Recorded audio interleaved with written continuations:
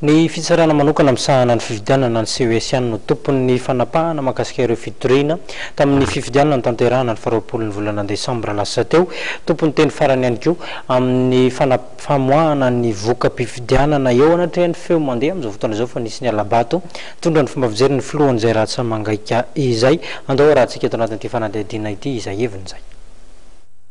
Mijery araka ny lalàna sy araka ny latsabato izay nataon'ny mpifidin'ny CES hoy Andriamatora Koza François. Ny vokatra azo isaky ny birao fandatsahambato no iasan'izy ireo araka ny fanambarana netiny ary azon'izay manohitra ny voka-pifidianana ny mitondra fitarainana eo anivon'izy ireo. Diso nga mbola fitenenana hoe ampelatana CES fa ampelatana vahoaka satria amin'ny vahoakany no mifidy zay lany io dia lany io fa tsy hoe ny CES no mifidy ilay olona olanina zany. Diso nga mbola fitenenana hoe ampelatana CES ampelatana ny vahoaka zany ny fahefana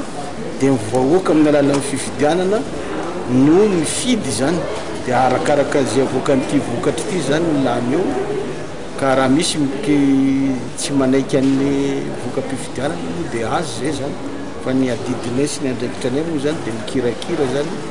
sy mamoaka araka ny vokatra azo avy any amin'ny bureau de vote tsirairay. Raha misy manao fitoriana moa zany dia arakaraka zay porofentina eo anatrenay no anapanay hevitra zany. Anisan'ny tarika resabe ny famoahan'ny CES tamin'ny fotoana fifarana fampelezan-kevitra fanafoanana ny didim-panjakana izay manome alalana ny mpikambana sy ny filohan'ny androm-panjakana anohana kandida amin'ny fifidianana. Momba io indrindra dia nilaza ny filohan'ny CES fa noho izy tsy teto an-toerana ary noho ny tsy fampiana isana mpitsara takiana ny fitsarana fifidianana no nahatara ny famoahana amin'ny fanapa-kevitry ny CES. Ka ho an'izay mieritreritra fa hoe ankaratsiam-panana atao any amin'ny farany dia afaka manamarina izy eo amin'ny ramady hoe oviana marina ny mialako teto dia oviana ny verenako teto zany dia hitanareo any ny valiny zany hoe le 15 ny verenako teto ka rehefa mitsara koa tsy olona anankiray na olona anankiroa fa misy quorum ho any mitady tratrarina amin'io ka raha tsy feno ny quorum dia tsy afaka mitsara le fitsarana. Raha misy raika tomban'izany moa dia mitsara arakaraka n'ilay porofo entiny eo anatrenay fa averiko fotsiny hoe conseil du gouvernement nanao niny